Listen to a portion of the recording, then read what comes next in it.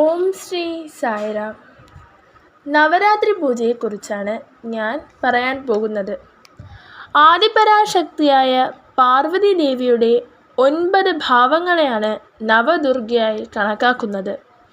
മഹിഷാസുരനെ വധിക്കുന്നതിനായി അവതാരമെടുത്തതിനാൽ ദേവി ദുർഗയായി ശക്തിയുടെ പ്രതിരൂപമായി അറിയപ്പെടുന്നു. സർവ്വദേവതകളും ദുർഗയിൽ കുടികൊള്ളുന്നു. കർമ്മം ചെയ്യാനുള്ള ഇച്ഛാശക്തി, ക്രിയാശക്തി, ജ്ഞാനശക്തി എന്നിവയുടെ പ്രതീകമായി മഹാകാളി, മഹാലക്ഷ്മി, മഹാസരസ്വതി എന്നീ 3 പ്രധാന ഭാവങ്ങൾ ദേവിക്ക് നൽകിയിരിക്കുന്നു. ദുർഗാമാതാവിൻ്റെ 9 രൂപങ്ങളെയാണ് 9 ദിവസം പൂജിക്കുന്നത്.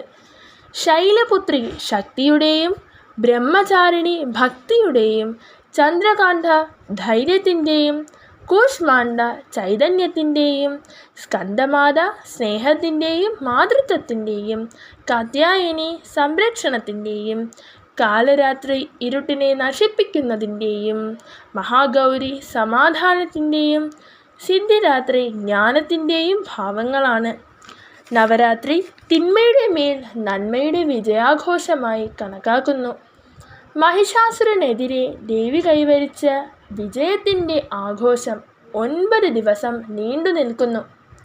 വിജയദശമി ദിവസത്തോടെ പൂജ അവസാനിക്കുന്നു. കേരളത്തിൽ ദുർഗാഷ്ടമി ദിനത്തിൽ പുസ്തകങ്ങളും പണിയായുധങ്ങളും പൂജ വയ്ക്കുന്നു. മഹാനവമി ദിവസം ഭഗവതിയെ ലക്ഷ്മിയായി സങ്കല്പിച്ച് പൂജിക്കുന്നു. വിജയദശമി ദിവസം സരസ്വതി പൂജയും നടത്തുന്നു. നമ്മൾ അന്ന് വിദ്യാരംഭ ദിവസമായി ആചരിക്കുന്നു.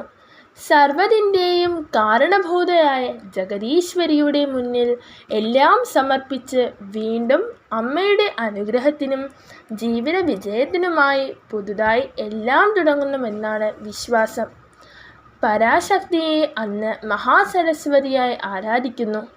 പൂജ വെച്ച പണിയായുധങ്ങളും പുസ്തകങ്ങളും തിരിച്ചെടുത്ത് ഓം ഹരിശ്രീ ഗണപതയേ നമഃ എന്ന് എഴുതി പുതിയ ഒരു തുടക്കം കുറിക്കുകയും ദേവിയുടെ അനുഗ്രഹം നിലനിർത്തുവാൻ പ്രാർത്ഥിക്കുകയും ചെയ്യുന്നു. അങ്ങനെ മാതൃത്വത്തെ ആരാധിക്കുന്ന, ജഗദംബയെ ആരാധിക്കുന്ന ഒരു മഹത്തായ ഉത്സവമാണ് നവരാത്രി ഉത്സവം. ജയ് സായിറാം.